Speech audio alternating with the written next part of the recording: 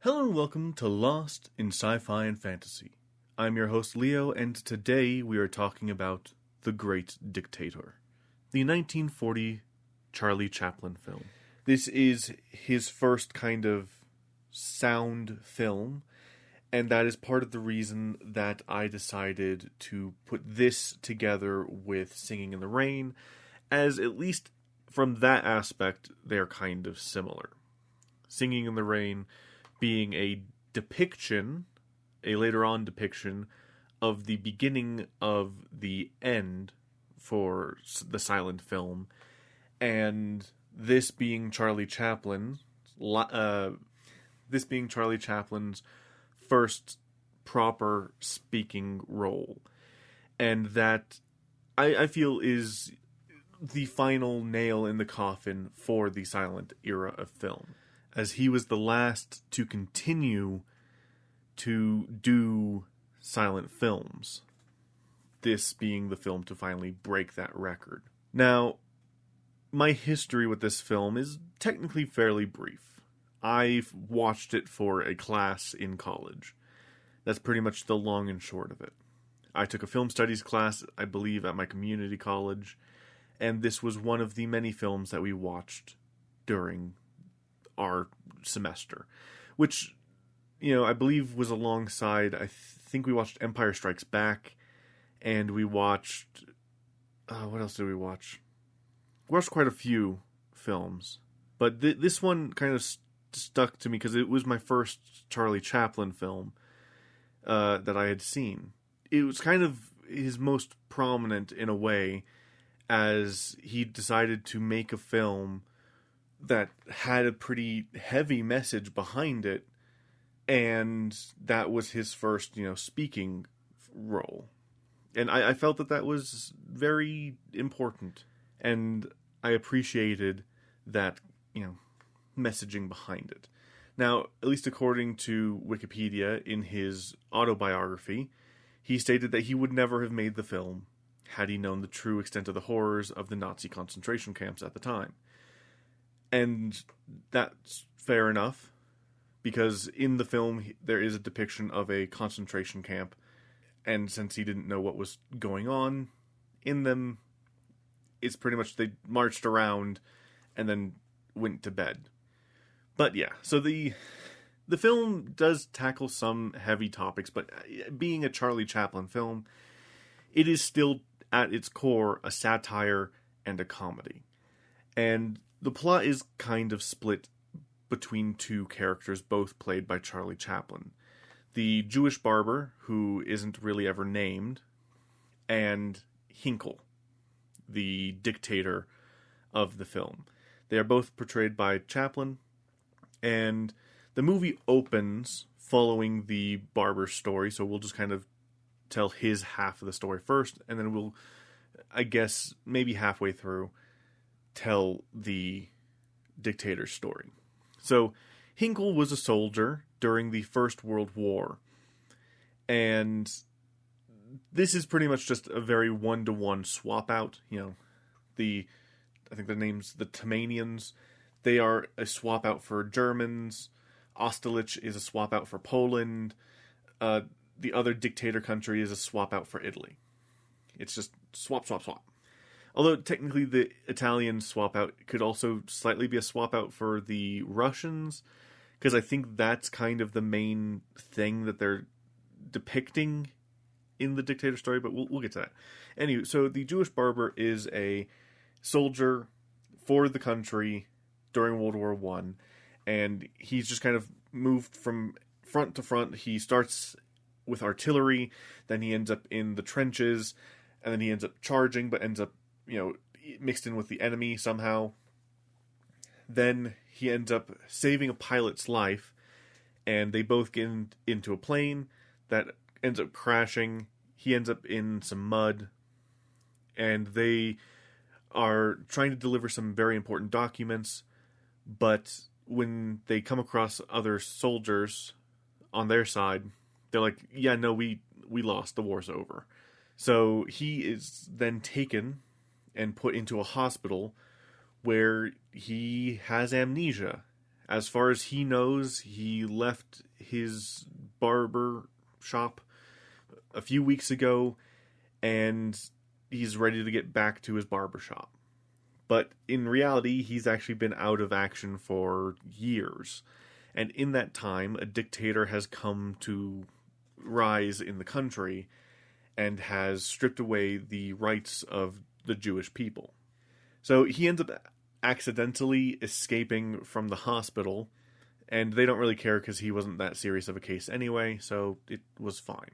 He goes to try to reopen his barbershop, just to find out that his barbershop is very dusty and there is graffiti outside labeling on the window the word Jew, and that's it.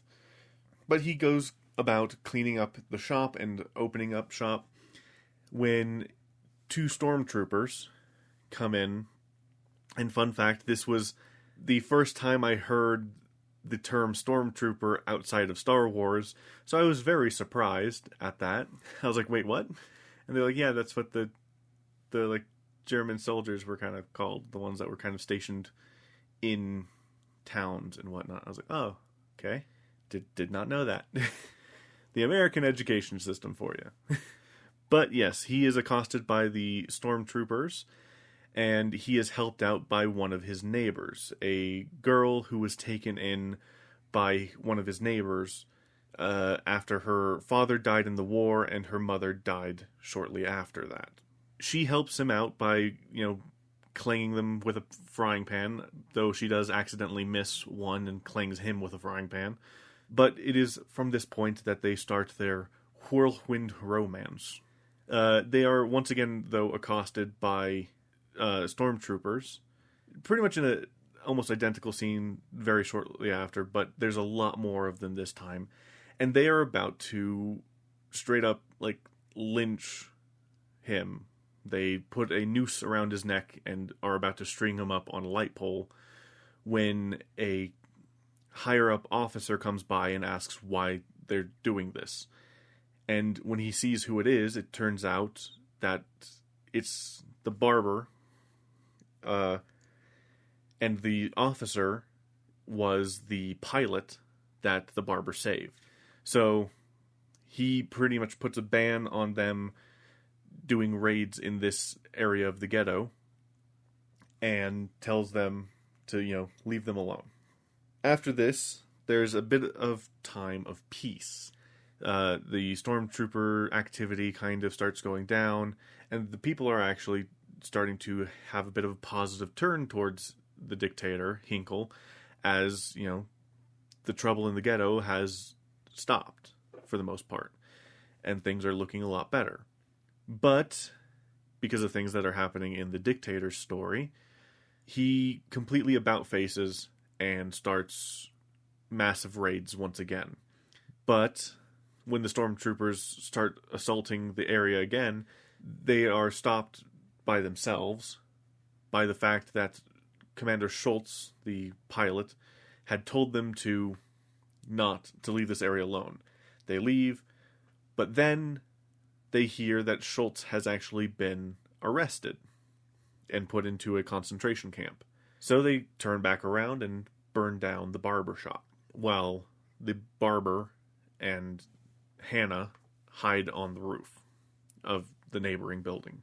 They go into hiding for a bit, and Schultz eventually shows up and starts plotting to have one of them blow up the palace.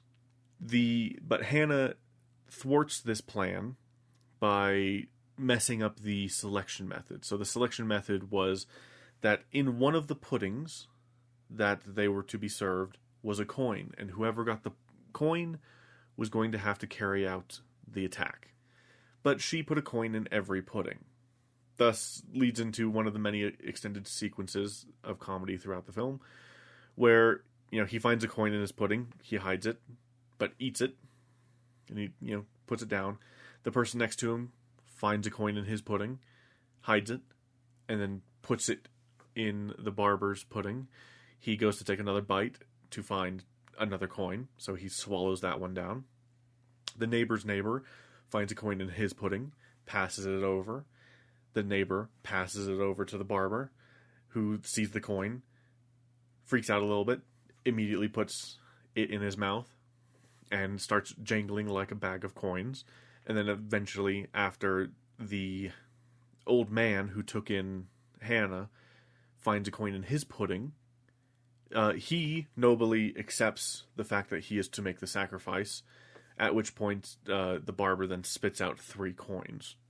And they realize that a farce has been made of the situation and leave. And they also realize that they probably shouldn't be trying to kill themselves in order to get the job done.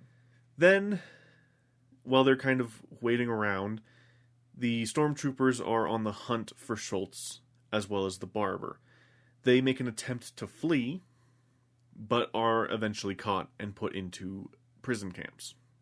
Whilst in camp, they march around and then go to bed. He then receives letters from Hannah, her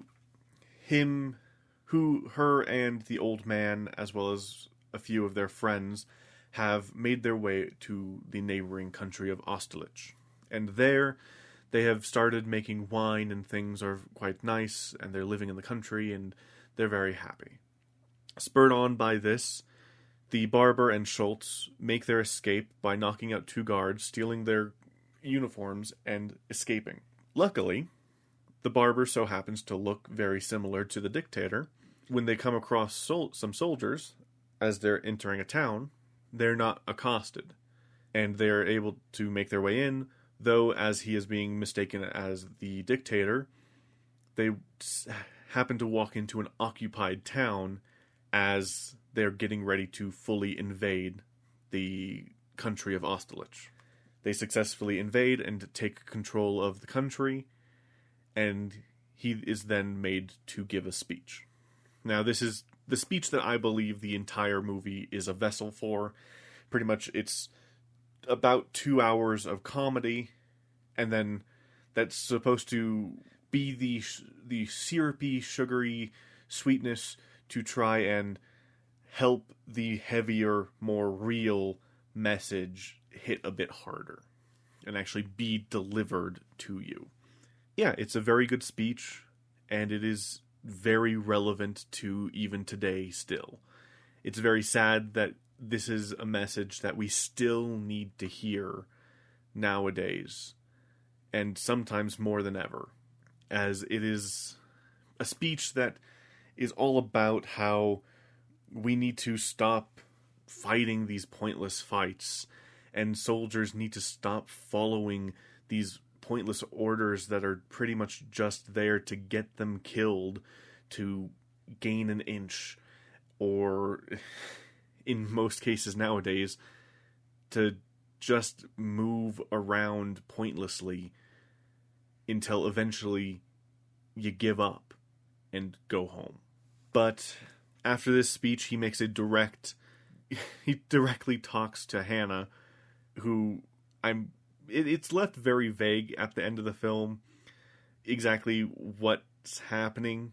Essentially, it's a very fast wrap-up to the film.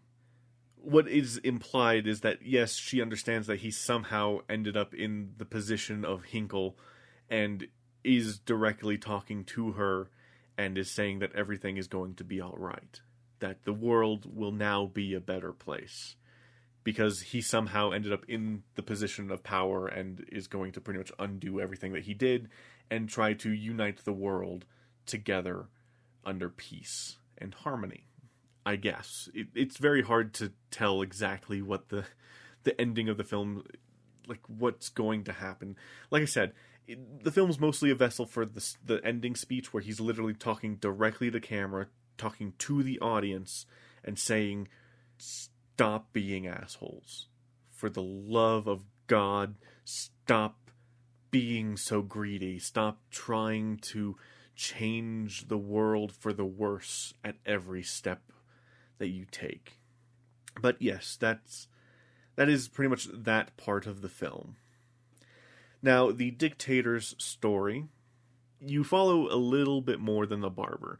They both have their downtime areas while the other is going on, but you do spend quite a bit of time with the dictator, as his decisions are kind of what's moving the plot along most of the time. So, what is happening with the dictator? So after he rose to power, he has been plotting and plotting and plotting the invasion of Austerlitz. It is his greatest hope and dream to begin the invasion of Austerlitz. But there's the problem of funding. Now, he has been pushing the subjugation and dehumanization of the Jewish people. And, he's been quite happy doing that.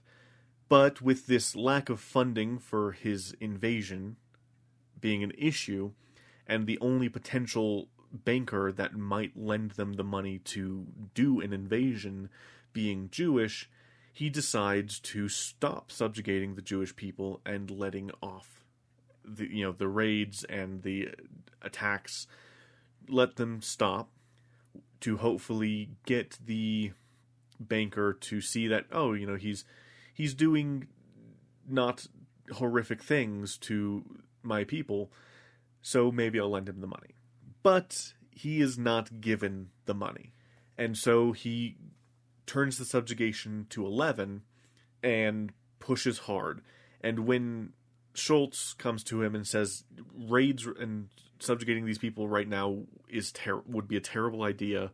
The public morale as it is in the fucking garbage can. If you continue this, you're just going to pretty much start digging a hole for it. And so Hinkle says, well, you need some time outside, so go to a concentration camp. Has him arrested and sent off. Meanwhile, they're able to get the funding somehow for the invasion, but one of the rival dictators has already moved their forces to the Austerlitz border and are ready to invade themselves. So they must navigate a very delicate political situation, trying to get them to move off the border so that they can move into the country. And the big issue is, this entire sequence is them pretty much just trying to schmooze him, but the issue comes when a treaty is to be signed. The Italy stand-in guy wants them to sign a treaty, and after the treaty is signed, he will remove his troops from the border. The treaty basically being that they'll both just leave the country alone. There's this big argument, him being like, you move your troops first, then I'll sign. No, you'll sign, then I'll move the troops. And that's pretty much a big argument where they're about a hair's width away from starting a war between each other. In fact, before the other dictator had called, he had signed a declaration of war against that country, but tore it up after potential diplomatic solution to the problem was pitched. Now, after they signed this treaty, he goes off on a hunting trip to try and invade Austerlitz himself, I think was the plan. He gets distracted by a duck, tries to shoot it, ends up falling in the water, and as he comes out, he is accosted by two stormtroopers who mistake him as the barber. And they ask where his accomplice, Schultz, is, but he has no clue what he's talking about, so he's then carted off to a concentration camp, while, of course, the things that were happening with the barber then are also happening. But yeah, that's pretty much that plot. Now, the movie has a lot of extended sequences, as I mentioned earlier, where it's these long comedy bits. So there's the coin comedy bit that goes on for a good 5 or so minutes. Then there's Hinkle dancing with a inflated globe as he is wistfully dreaming of world domination. Then there is the argument between Hinkle and the Mussolini stand-in. That goes on for a good while, as well as the stormtrooper, raid scene near the beginning of the film. That goes on for a bit. Basically, it's a lot of these small kind of extended-ish sequences There's one where he's just going about his barber duties, being a barber, and he goes along with the music, and it's a fairly, like, kind of intense-ish song, so he's shaving this guy super fast while going along to the song, and it goes on for a bit, and then there's also a scene almost it's either after or before, I think it's before, where he is trying to do beauty, like a salon deal with Hannah, a salon deal with Hannah, and he's setting her up to shave her, but both of them are kind of oblivious to the situation until she mentions the fact that women don't grow whiskers, and then they both realize, oh, you're trying to shave me. But yeah, it's a cute-ish movie in that sense. It has some good funny bits, but it's funny bits and its heavy bits only almost just balance each other out. And if you're not into, like, the old-timey slapsticky humor, like, if you don't really like Looney Tunes, then this shit's gonna fucking suck. Because then for you the comedy is going to be kind of dull, and then it's mostly punctuated by extremely heavy topics and dark moments.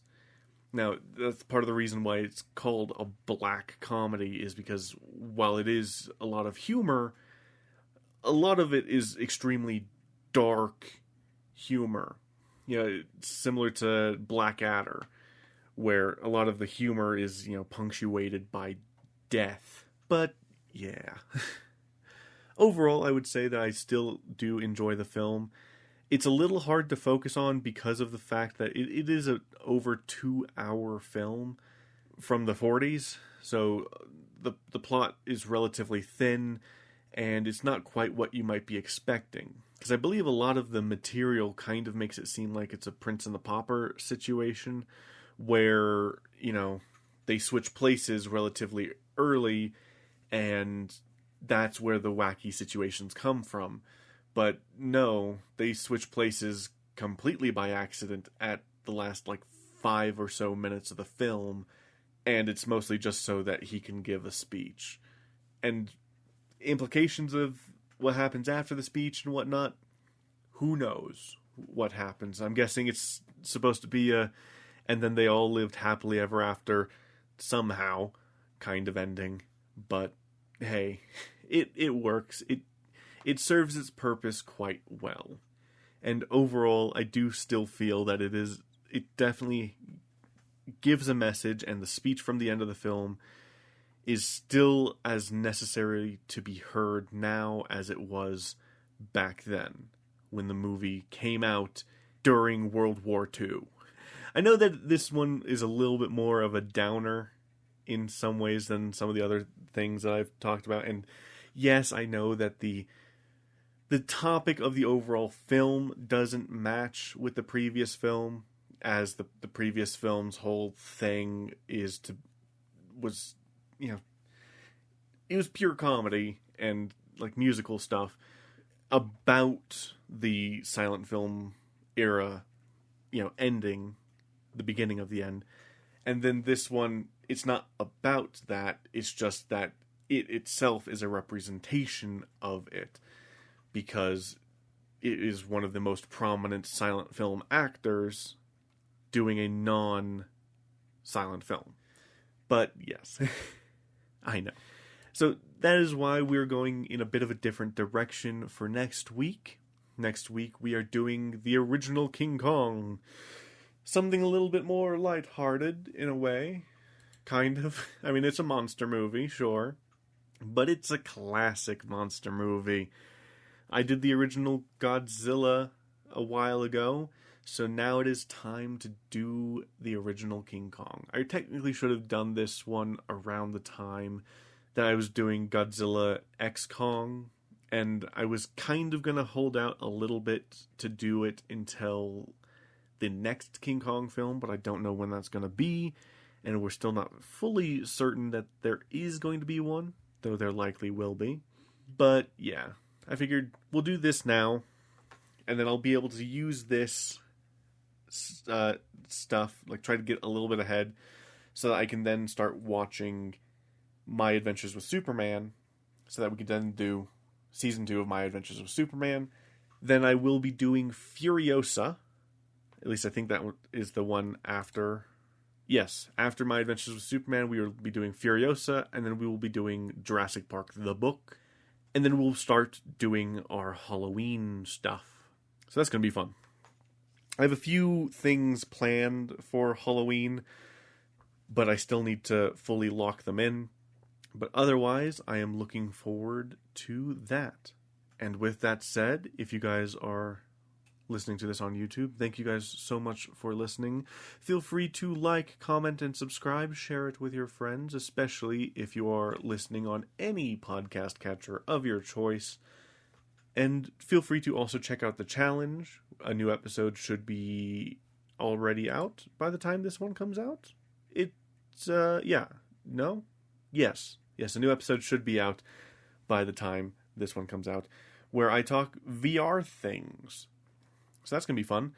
And I'll also be talking about my punishment in a little bit more detail and the things I plan on doing around said punishment.